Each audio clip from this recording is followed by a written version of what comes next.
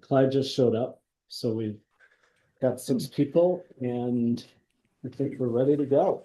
Okay. It is. Oh, Or it's a little slow. just about.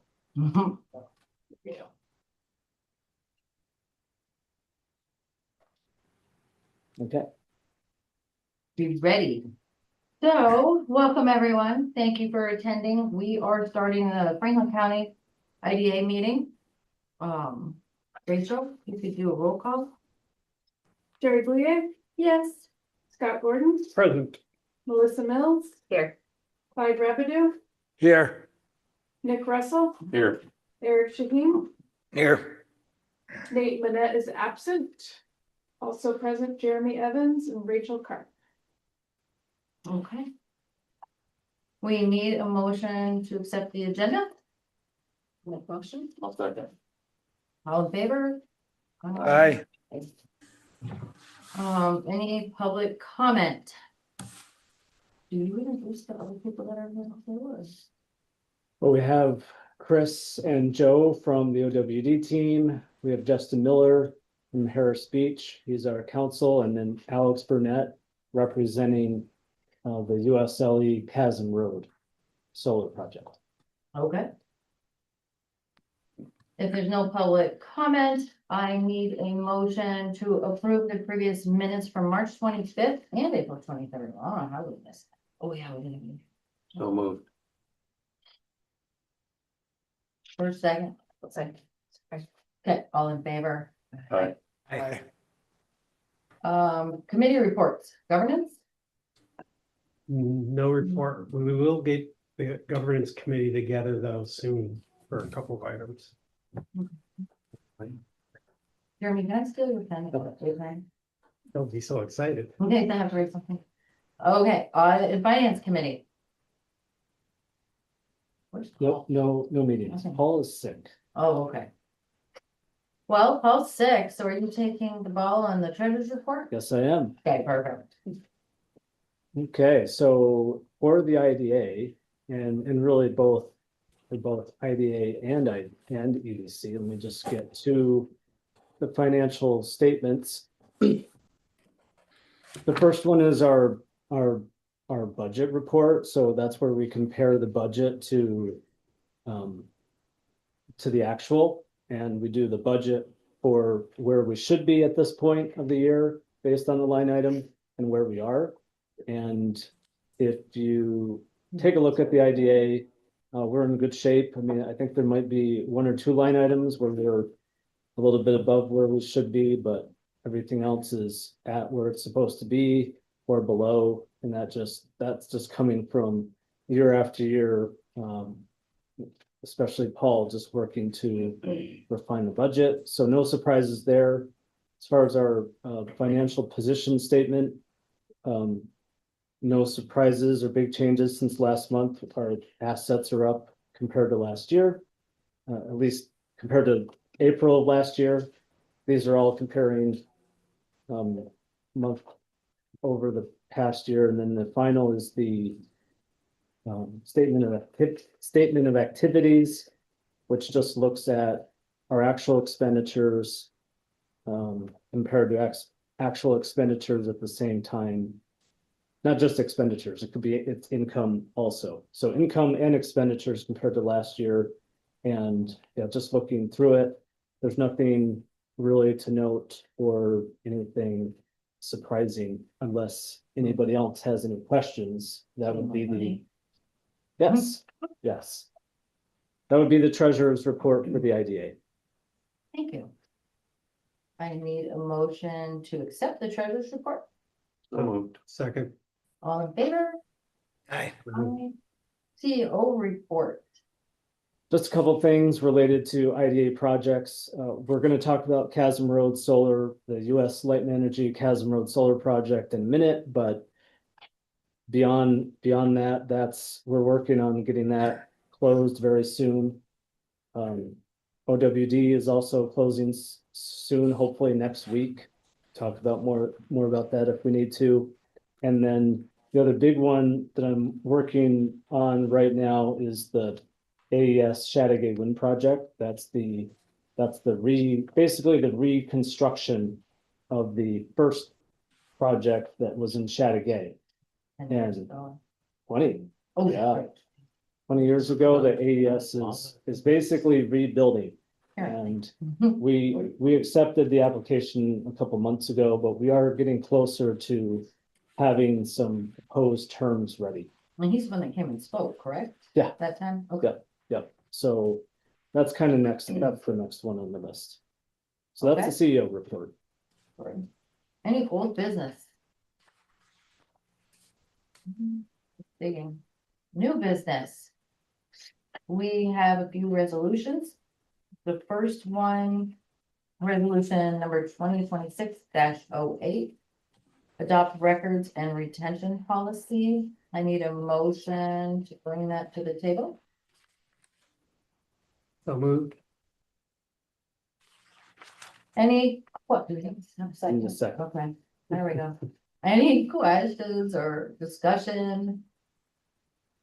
Everybody's Was had this a just chance to look it basically over? update from, because of new legislation? No, we Never we're had? subject to New York for State. New York State records Mhm. retention law, Mhm. and we follow it, but we Mhm. just never actually had a policy in place.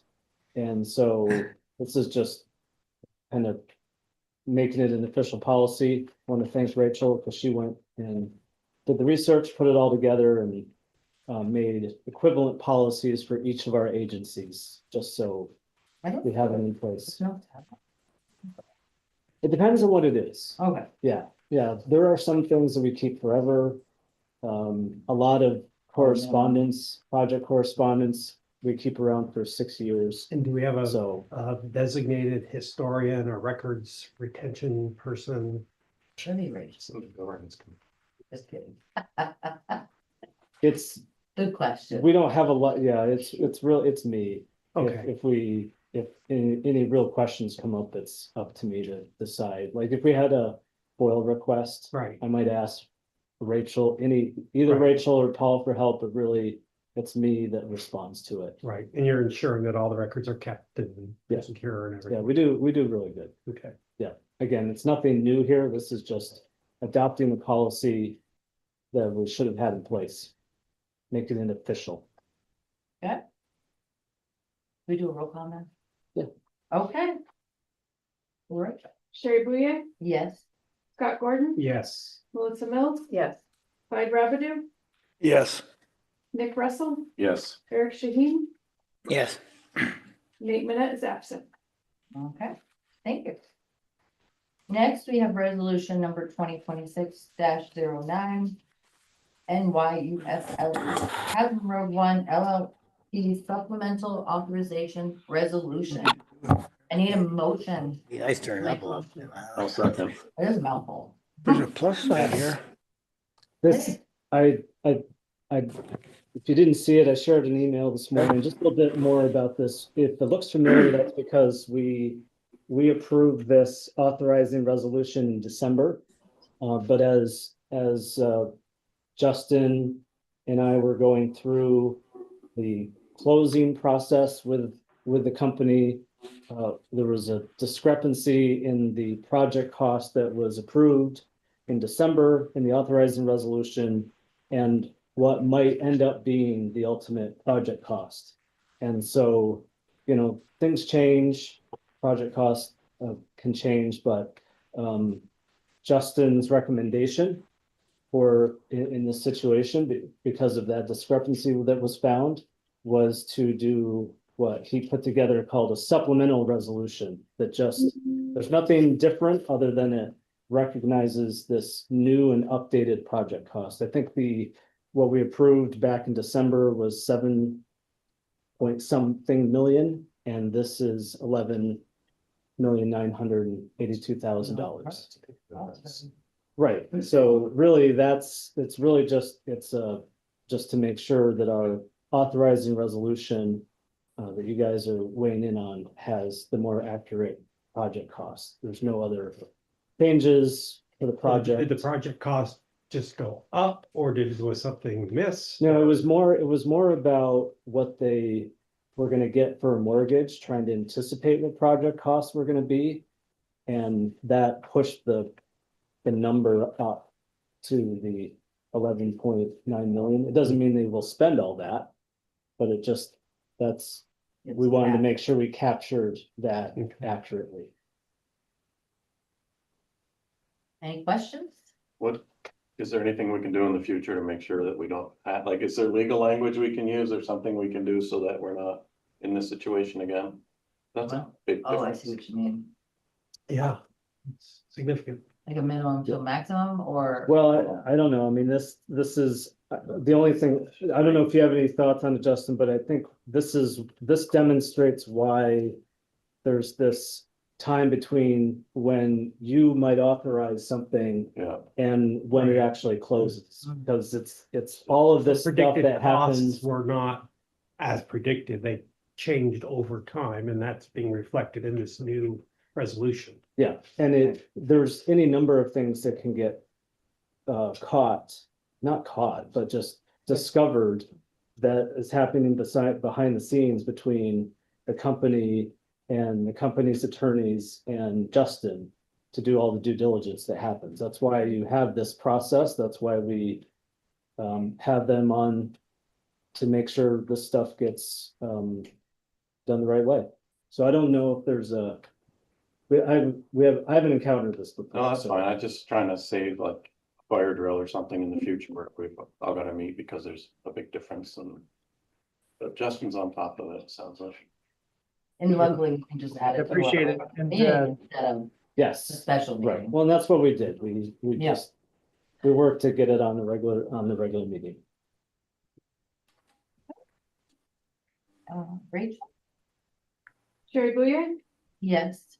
Scott Gordon, Yes. Melissa Mills, Yes. Clyde Revenue, yes, Nick Russell, Yes, Eric Shaheen, yes, Nate Manette is absent. Okay, thank you. We are on to resolution 2026-10. Adopt project administrative fee for Overwood Dish Upper Lake LLC. I need a motion. I'll make the motion. I'll second. Discussion. We obviously talked about this at our special meeting. A resolution was adopted that had three important elements to it. One was whether or not the OWD project would be subject to the fee schedule or reduction in fee schedule, and that resolution kept it at the original fee schedule. There was also two amendments to what ended up being the policy, which was that it would be subject to any project would be subject to like a mixed use. We have the two tiers of the fee, 0.75 for residential and the 1%. So for commercial, right? So this resolution, as discussed with just about all of you, is to apply that new amended fee, mixed use fee schedule to the OWD project. It has still not closed. Everybody wants it to close. That closing date is determined by Homes and Community Renewal. And my understanding is from both the project team and from Justin that it looks like it's finally going to happen next Thursday. And so that's obviously out a few weeks from what everybody was hoping a month ago. But again, these are things outside of, seems anybody's control.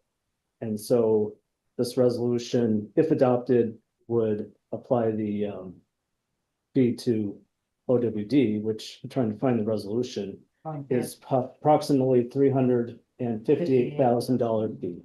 Or it's almost 350. Yep. Close. Okay.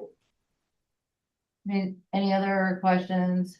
Oh, someone has their hand raised. No, that's just the. Oh, okay. Hey, I'm used to my team. Okay, so. yeah, I do, I would like to speak on this, so. Okay. Go ahead. I mean, again, it's like we're 2 steps forward and 6 back. I mean, we had a special meeting for this. We voted the resolutions in, now we're back at the table. I sound like a broken record, but I'm not gonna go through the whole spiel again. I mean, they had plenty of time to ask for this reduction prior to us approving the pilot. And I understand, Jeremy, you've said multiple times, you know, it was brought to my attention for months before the pilot. But I just can't comprehend that, because they filled out an application for the pilot. The fees were in the pilot. Straight up, I mean, you can't miss them. We had a public hearing. It was supported overwhelmingly by the people that were there. We supported the pilot. I supported the pilot. There was a resident of Tupper Lake that actually asked you, Jeremy, what the fees were. They were spelled out exactly in the meeting, in the hearing. Again, we voted on this pilot the next day. Nothing was ever said about this. We approved it, and it's done. So I don't know why we're going backwards. Can somebody answer me why nobody brought that up between the hearing, between the application, between the day we voted on it? I mean, maybe I missed something. I don't know, but I'd like an answer to that. Yeah, we first brought this up 3 years ago, and it has been in conversations between our group and Jeremy through the past several months. We were, directed to focus on the idea of the pilot because the pilot was not supported across the various municipalities. And the idea was to get the pilot through and then continue the conversations regarding the fee. My understanding is the whole point of the discussion a couple weeks ago was specific to OWD, and then all of a sudden OWD gets eliminated from the conversation and the benefits gets passed to everybody else in the future. So it's just, Eric, it's very tough for us to understand why we continuously have to fight for the support of this when we're trying to get to the closing table. HCR is trying to get to the closing table. We're trying to get this in the ground, yet we still don't get 100% of support on the project. It just, if this would have come up 3 weeks ago, Eric, would you have supported the fee reduction then? Yes, absolutely. But I would have supported it if it was brought up before we voted on the pilot. We didn't. You're talking about the one pilot that wasn't supported, which was the one way prior to this one. You met no resistance to this current pilot. It went through. That is then why wasn't it brought up before we voted on it? This is what I'm asking. It was. I have emails showing it. Question here. Let me ask a question, because I had I guess it would be called luxury of not being at the last meeting, but I did go through and listen to the entire meeting. And my assumption is, and correct me if I'm wrong, that OWD did not have the ability to be looked at in light of a brand new policy. They were fee policy. They were excluded from that policy, and then the policy was amended, but yet we didn't look at them post amendment of that policy, right. Which means that if, let's say, we decided to go instead of from 1% to 0.75%, we would have gone to 2%. Would that have changed the ballpark? Would that have changed people's? And there was a lot of confusion during that meeting going around. And so what I think is now, yes, the previous vote occurred, but now there's a new fee policy in place that we need to assess whether or not we want to review OWD in light of the new fee policy, given what was passed last meeting. That's fair. Great. I agree. After the pilot was approved. The pilot's been approved at the old fee schedule. That's all I'm saying. But this was brought to the board's attention 2 weeks after we voted this pilot in. And Joe, you probably had communication with Jeremy, I don't know. I've never seen them emails. Then Jeremy, why didn't you bring this up? This is what I'm asking. Clyde asked you in that meeting point blank, did you promise these guys something? Is there something that we should know about? And your answer was no.